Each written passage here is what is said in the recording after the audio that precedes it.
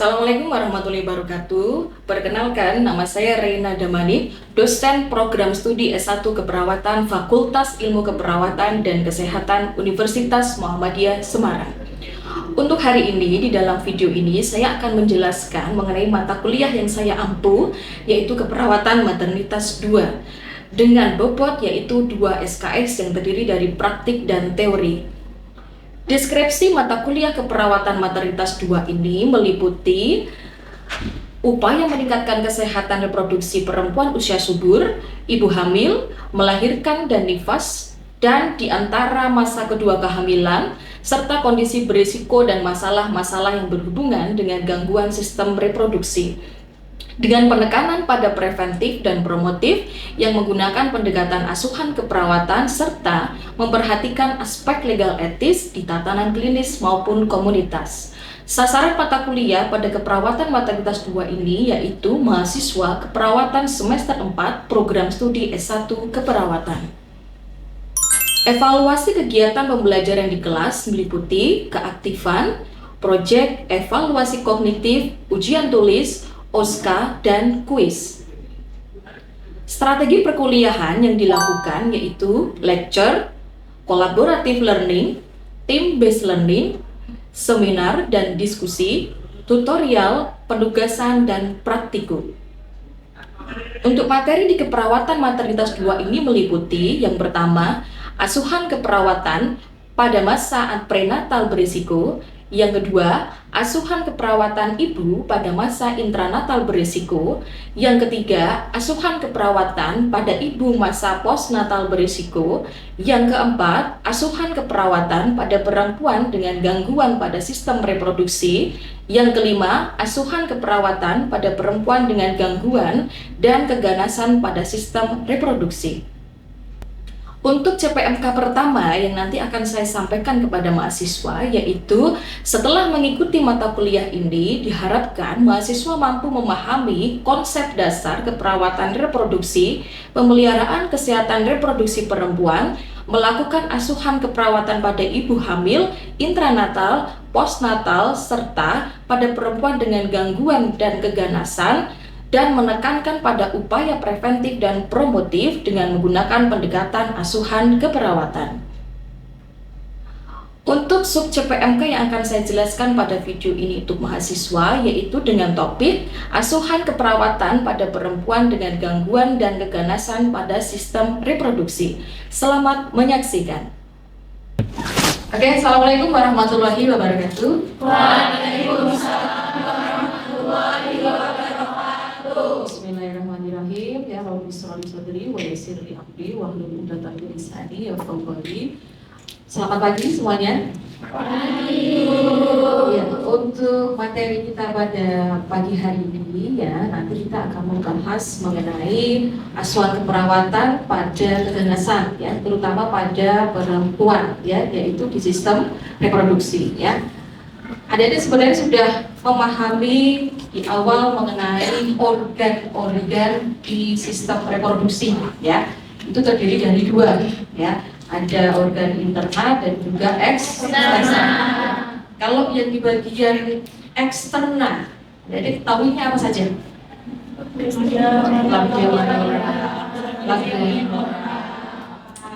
Kemudian ada citonis ya, ya. Kemudian daerah-daerah di situ yang ada juga akan pernah sekali melihatnya ya, jangan dilupakan itu ada mons pubis ya. Kemudian perineum utuh ya. Kemudian kalau organ interna apa saja? Interna. Ovarium ya, tuba fallopian. Kemudian ada lagi cervix ya, endometrium ya atau uterus ya, dan lapisannya ya. Nanti kita akan bahas mengenai keganasan apa saja yang ada di dalam sistem reproduksi ya. Sebelumnya ya, kita membahas tentang keganasan. Ada yang tahu apa itu keganasan ya kan? Dulu pernah mendengar kan kalau di luar sana ya masyarakat ya, jina, ganas gitu kan ya. Ya itu. Kalau ganas itu berarti apa? Ada yang bisa menjawab? Boleh silakan. Siapa? Ganas? Ganas sama ganas? Boleh angkat tangan ya kalau mau menjawab. bedanya ganas sama jinak, ya kan? Anda mau terjun ke mana masyarakat, nanti kalau ditanya ini jinak atau ganas itu nggak tahu bagaimana. Tanda-tandanya apa kalau ganas? Salah satunya tumbuhnya cepat. Terus apa lagi? Ya, ya. Terus kemudian immobile ya dia ya, ketika dilakukan palpasi ya, misalkan di payudara ada benjolan itu kan immobile ya. Beda lagi dengan yang jinak. Kalau jinak ketika kita raba lakukan palpasi itu masih bisa bergerak ya gitu. Dan untuk pertumbuhannya sendiri berbeda ya gitu. Akan lebih tepatnya lagi ketika Anda akan menentukan itu jinak atau ganas adalah dari hasil laboratorium PA ya, patologi anatomi ya. Nanti akan lihat dari jaringan selnya ya. Oke. Nah, untuk materi keganasan ini ya, nanti adik-adik ya, bedanya terlebih dahulu ya. Sebenarnya sel yang normal sama sel kanker itu seperti apa ya? Sel normal itu memiliki inti sel ya. Inti sel atau yang disebut dengan nukleus yang diselimuti oleh sitoplasma. Ya, normalnya dia cuma punya satu inti sel ya. Tapi bagaimana dengan kondisi yang sel kanker ya? Dia akan melebar ya. Bahkan nanti sel yang sehat pun itu nanti juga dia akan bisa terkena ya. Kemudian ya sifat sel kanker tadi benar disampaikan oleh teman Anda ya, sifatnya adalah penyebar. Ya, cepat sekali menyebar. Dan mengapa kanker itu menjadi isu penting di global health saat ini ya, bahkan di Indonesia ada adik ya, coba perhatikan ya, angka kematian tertinggi di Indonesia di slide-nya ya, ini ya, sendiri ya, itu adalah ini ya, CA cervix ya. Fungsi dari cervix apa adik-adik? Fungsi dari cervix apa? Produksi lendir. Memproduksi lendir, itu yang pertama ya. Kemudian yang kedua untuk coitus ya. Jadi ada kata istilah lainnya adalah coitus ya. Untuk reproduksi bu boleh ya itu. Yang utama adalah itu ya. Nah, untuk organ reproduksi perempuan yang rentan untuk mengalami kanker ada payudara, serviks, ya, endometrium, ya, atau uterus, ya. Kemudian yang terakhir adalah badan rahim, ya, atau lapisan yang paling dalam, ya, itu yang paling sering. Nah, kemudian ada deh, kita awali dulu dengan yang sel serviks, kanker serviks, ya. Kalau kanker serviks sendiri, ya, di Indonesia ini faktor resiko utamanya apa, ya? Saya kira saya sudah pernah menyampaikan ya, multi partner ya. Kemudian yang kedua bergonta-ganti pasangan ya. Selanjutnya lagi apa di situ? Jika dia memiliki infeksi menular seksual ya. Kemudian ada kondisi imunosupresi ya, dan ada faktor yang lain ya seperti merokok, lifestyle ya, itu tambahan ya.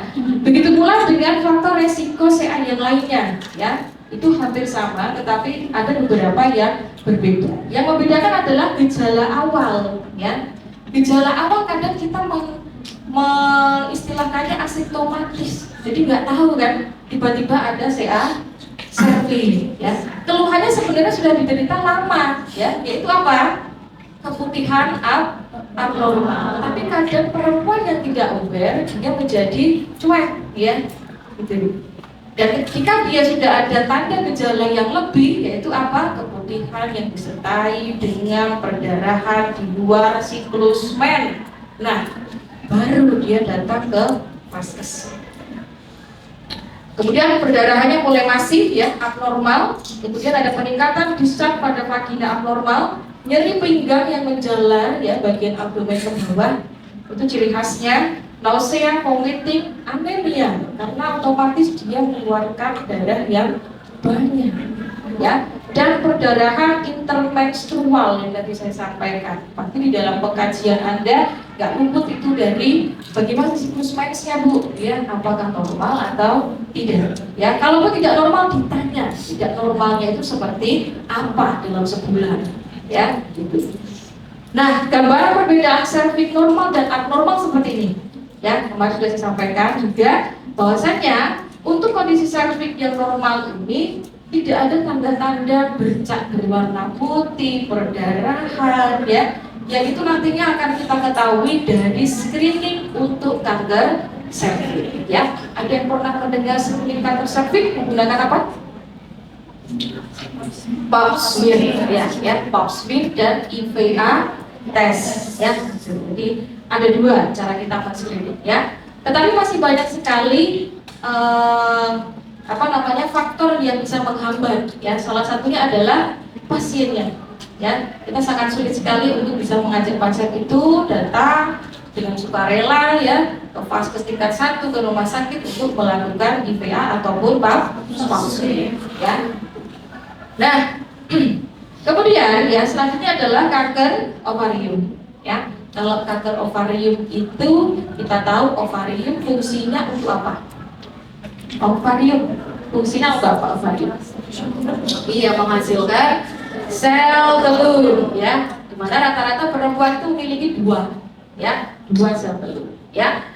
Dan penyebab dari kanker ovarium itu sendiri, ya, salah satunya bisa peningkatan berat badan, ya, hamil yang di usia yang beresiko, ya, kemudian riwayat keluarga, lifestyle, ya, dan terapi hormonal yang sering dipakai oleh si pasien. Makanya ketika kita melakukan pengkajian, Anda sebagai seorang perawat nantinya, asuhan keperawatan, ya, di awal harus ditanya, ya, riwayat KB-nya menggunakan apa, Bu?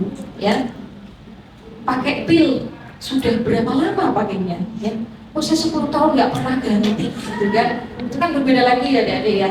Berarti sebenarnya kalau dilihat dari regulasi pasien itu menggunakan KB, seharusnya pasien ada yang namanya perubahan 2 tahun ganti evaluasi, gitu kan? Menggunakan KB yang lain, ya, sehingga tidak menggunakan secara terus-menerus selama seumur hidup menggunakan yang hormonal. Mau tidak mau itu pasti akan mengganggu hormon asli Anda. Ya, itu. Ini. Nah, untuk tanda gejalanya, faktor resiko yang lain pada kanker ovarium apa saja? Manifestasinya, ya, gejala awal, ya, sama tidak asimptomatis, ya. Bahkan kita ovarium nggak bisa dilihat pakai mata, ya kan, harus dilakukan dengan pemeriksaan penunjang. Salah satunya pemeriksaan penunjangnya apa? Kalau ingin tahu, USG, ya, kita menggunakan USG abdomen, ya, ataupun ada yang kedua yaitu transvaginal USG, ya. Nanti kalian bisa melihat lebih detail, ya, gejalanya itu seperti apa, ya. Di dalam gambarannya untuk kanker ovarium itu ada yang namanya hiperplasia. Jadi ada perkembangan yang abnormal yang terjadi di dalam ovarium, ya. Itu yang ciri khasnya untuk yang kanker ovarium, ya. Kemudian lanjut kepada kanker endometrium, ya, atau yang sering disebut dengan kanker rahim, ya. Karena ini letak posisinya pada lapisan apa? Endometrium lapisan keberapa? Lapisan uterus ada apa saja? Myometrium. Yang paling luar perimeo, yang dalam baru endo, ya, diingat-ingat, ya. Jadi letak posisi kanker endometrium ini adalah berada di lapisan yang paling dalam. Ciri khasnya, ya, dengan kanker endometrium ini adalah perdarahan, ya. Faktor resikonya itu banyak, ya. Menarche yang kurang dari 12 tahun. Menarche itu adalah awal menstruasi. Rata-rata ada di sini menstruasi usia berapa? Ada yang di bawah 12 tahun? Saya bilang laki-laki nggak pas loh, ya. Yang perempuan nih, saya pengen tahu Anda menarche pertama usia berapa? 14, 13. Ya, ada. Oke. Kalau saat ini ada deh, percaya nggak percaya, ya, SD kelas 5, 4 itu sudah menstruasi perempuan, ya, karena dipengaruhi oleh beberapa faktor, ya. Kemudian menopause yang lebih dari 55 tahun ini juga beresiko, ya. Jadi untuk di faktoriumnya dia lebih, ya.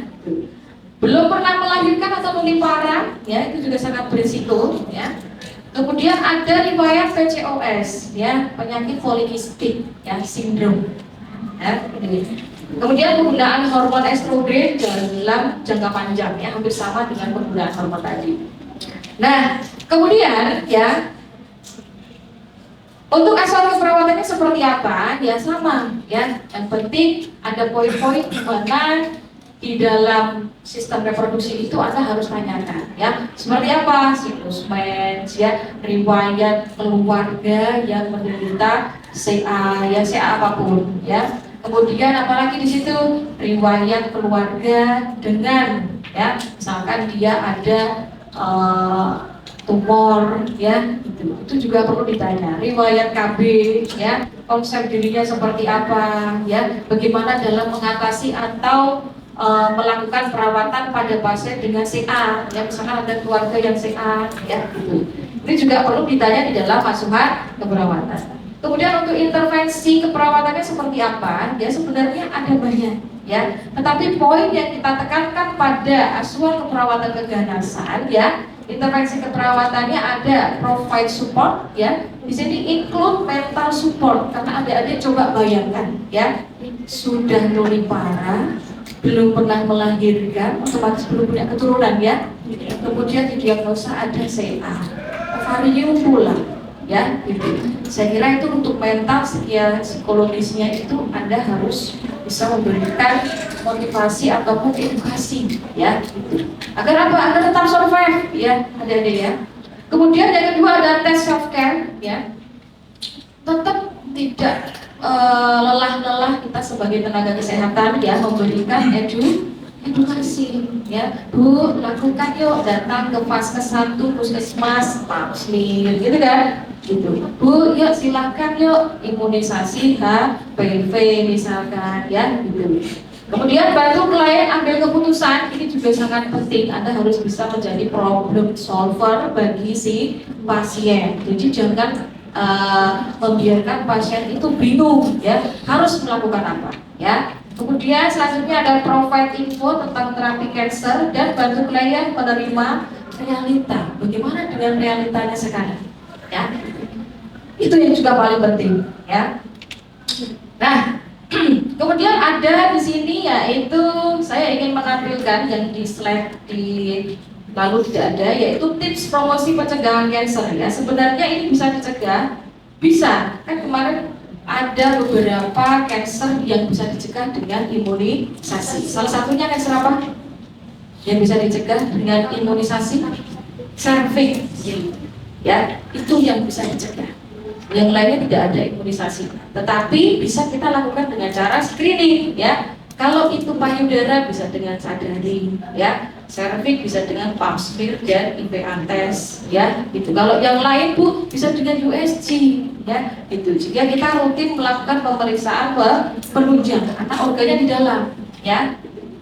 Nah, ini bisa dilakukan. Yang pertama yaitu cek tekanan darah, ya.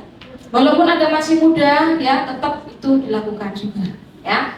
Cek kadar gula darah, lingkar perut, ya, kolesterol dan deteksi dini kanker, ya.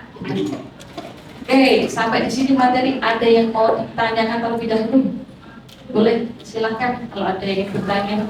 Dari tadi materi yang sudah saya sampaikan. Silakan. Ya, silakan. Ya, boleh masuk berdiri. Ya.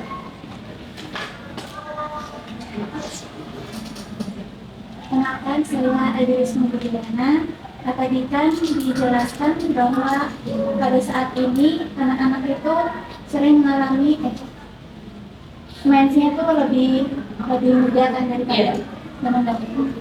Nah, faktor apa sih Bu yang paling berpengaruh terhadap terjadinya mens dini, dan apakah kondisi tersebut dapat meningkatkan resiko terjadinya kanker pada sistem reproduksi di kemudian hari? Iya, oke, terima kasih. Ya, ya, jadi langsung saya jawab dulu, ya.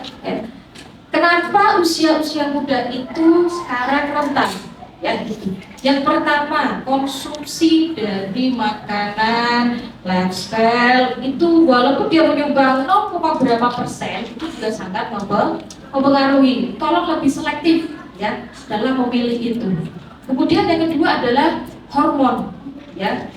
tren sekarang ini adik-adik kalau baca di luar sana ya, penggunaan nih suntik vitamin C ya, tahu ya, kemudian brightening ya, itu kan selalu mengandung hormon ya adik-adik ya.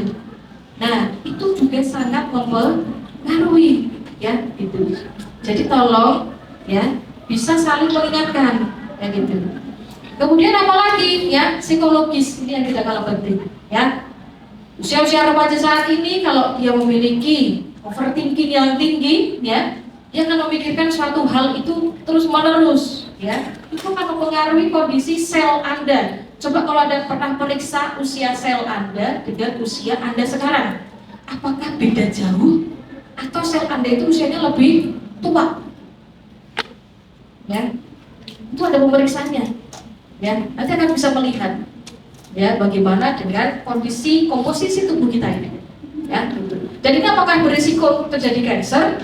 Belum tentu juga ya. Kembali lagi ya, screeningnya dia dapat dilakukan enggak di awal ya gitu.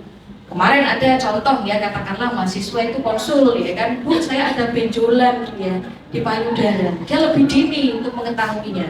Kemudian dia berusaha untuk memeriksakan ke rumah sakit, ternyata itu bukan CA, ya kan, itu tumor, ya gitu, atau kista kalau nggak salah. Jadi bisa kemudian dia melakukan terapi, ya diberikan obat terlebih dahulu oleh dokter, ya hilang, ya. Jadi di awal jangan takut dulu, ya ini yang penting nih ya, gitu.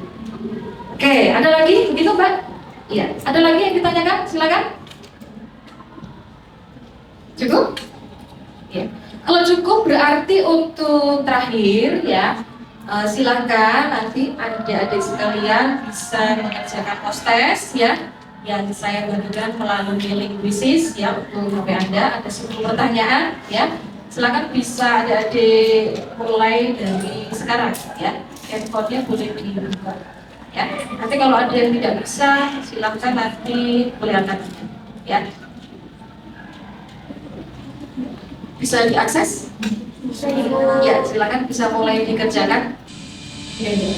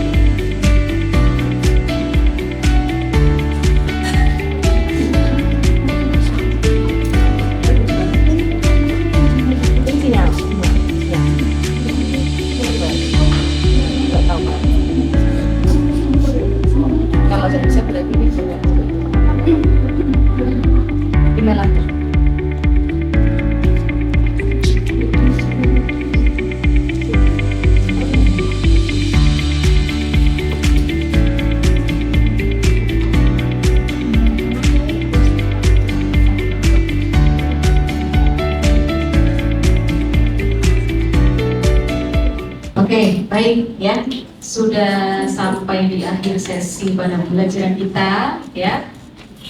Ada yang sudah selesai mengerjakannya? Ya, silakan diselesaikan ya sampai 10 nomor ya.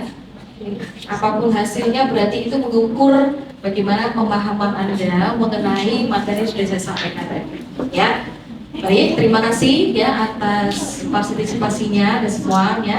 Saya ada pesan ya dari Guru Besar Keperawatan Maternitas Universitas Indonesia ya. Beliau selalu menyampaikan ini ya, karena beliau pakarnya umurologi ya.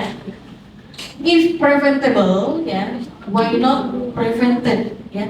Jadi ketika Anda ingin melakukan pencegahan ya, Anda harus bisa mencegah ya. Itu yang penting ya. Sehingga nanti silakan ya, kita semua termasuk dari perempuan yang berhak untuk sehat ya, sehingga ada semuanya dari sekarang aware ya tentang kesehatan sistem reproduksi ya. Terima kasih atas partisipasinya ya, kita akhiri dan baca hamdalah bersama. Saya tutup wabillahi taufiq hidayah. Assalamualaikum warahmatullahi wabarakatuh.